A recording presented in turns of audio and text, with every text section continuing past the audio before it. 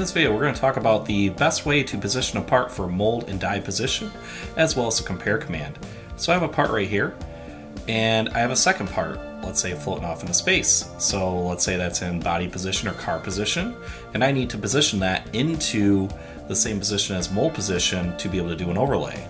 So to be able to do this, I can use commands like draw axis. What I'm going to use with draw axis is I'm going to find a like hole on both parts. I'm going to basically draw an axis line, that which is going to be what I'm going to use for creating a work plane. So I'm just creating a line on each one of these parts. From here, I will go ahead and create some work planes. So I'm creating like work planes on both sides. One work plane I'm going to name as original part, and the second one will be the new part. So from here, I'm going to go ahead and create a work plane using that element. That element instantly turns into my Z position. And then I'm going to repeat the same process up here on this top part. So I'm going to make sure that this one is named new. So when I'm doing this, I want to make sure my X, Y, Z positions are all the exact same. So when we do the overlay, it equally distributes everything. So now, once I have everything established, I'm going to use a command called current workplane to new. What current workplane to new allows you to do is whatever your active workplane is, you can select a different workplane and it makes the part sit at the exact same position as if it were from that current workplane.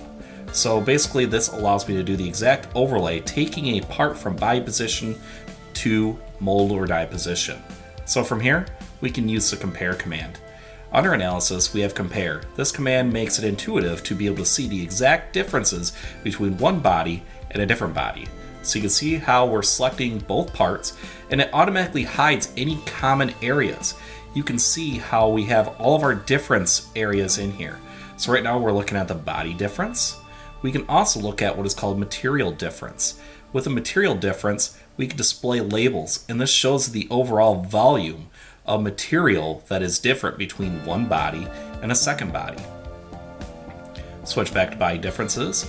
I can turn on the display info, and you can see how when I hover over something, it shows the exact distance of difference between the two bodies. When I pick a certain face, I can actually put a label in there and confirm that label, and that label will be used for design purposes later. I can also show the first body only, second body only, or both, and this is where I can turn on common zones, and which I can customize the color too.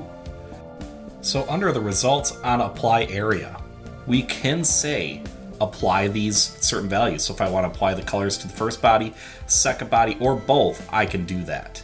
So if I hit confirm, it will apply to both.